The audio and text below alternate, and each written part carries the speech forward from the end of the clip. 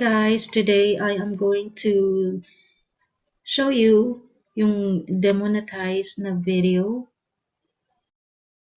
Ito yung demonetize. Ito yung unang video ko, limited siya. It says here, this video is running limited or no ads due to content identified as not suitable for most advertisers. It remains fully playable and is eligible to earn subscription revenue from YouTube Premium. So, eto siya, yung ads niya, limited. Minsan meron, minsan walang ads.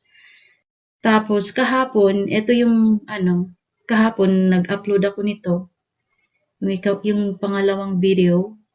Tapos, naging, limited ang nakalagay. So, what I did, nagpa-review ako manually. Kaya ngayon, naging green na siya. Eto. So, today, nag-upload ulit ako kasi inedit ko lahat. Limited pa rin siya. So, i-ano ko siya. I'll show you kung paano siya naging monetize na ang video. Okay? So, ang anuhin nyo lang is i-click nyo dito yung may pencil. Yan, click nyo yan siya. Naka-private pa to. And then, punta ka sa ayan, details. Monetization, yung may $sign. Ayan, click ko na siya lahat dyan. Ayan, click nyo yan siya dyan during video, after video. Kasi pag 10 minutes na video nyo, you can put, ang tawag niyan, yung break. Yung nilalagay nyo yung kung saan nyo ilalagay yung ads. So you can do it yourself. Pero pag less than 10 minutes, hindi ka na makakalagay ng ads. Si YouTube na ang maglalagay kung saan niya nilalagay. So, ayan siya, nakalagay limited. Ayan. Dati naka-off yan. So, i-on nyo siya. Naka-on na siya. Kaya, hindi siya na-monetize, na-demonetize siya. So, kaya yellow siya. Hindi naman demonetize, yung limited lang, yung hindi, minsan merong ads, minsan din wala. So, nakalagay dyan, limited or no ads due to content identified as not suitable for most advertiser.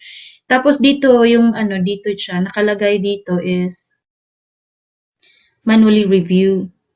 Kung gusto mong mag-request. So, i-click mo yan, ayan. So, I did review requested. So, malalaman natin yan bukas. Okay. Minsan ilang hours lang. Pero, I'm still waiting sa kung mag-a-approve ba siya. So, yun lang guys. Ang gagawin nyo. Okay. So, halimbawa, okay, this is the page sa YouTube. Click nyo lang siya. Go to your channel. Customize channel. And then go to Video Manager. Ayan. So, yan yung mga video mo. I-click mo yung may pencil. Okay. So, what do you do is, i-change mo na lang lahat kasi i-change ko na yung title, kung sa tingin nyo, tapos yung thumbnail ko din, change ko na. Yung thumbnail kanina okay lang naman kasi baking ang yung may mixer.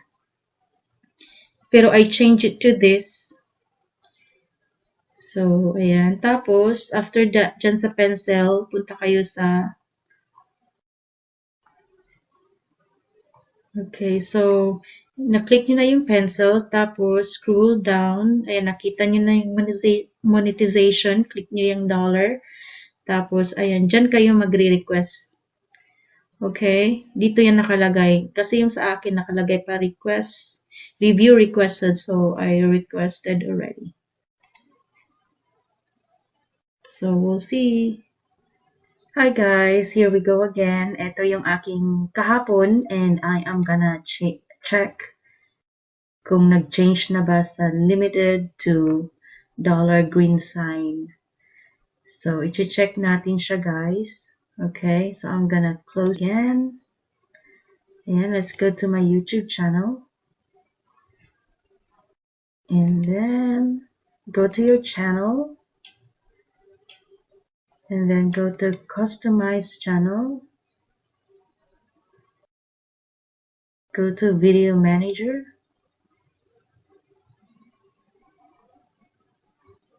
And we'll see the video. See guys, ito yung pangalawa.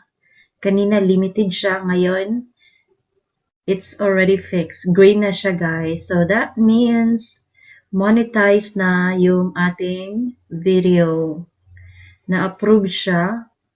Yun lang ang ginawa ko guys. Ayan, magpa-review lang tayo ng manual. If you think that that's your video, yung sa'yo talaga yan, then hindi tayo magkakaproblema. Ipa-manual review lang siya. So yes guys, this is our video now and it's ready to public views. So yes guys, yun lang ang ating guys, how to fix the demonetize or limited video to monetize, to make it green. So very easy lang siya guys. So that's all guys. Thanks for watching. I hope that will help. Bye.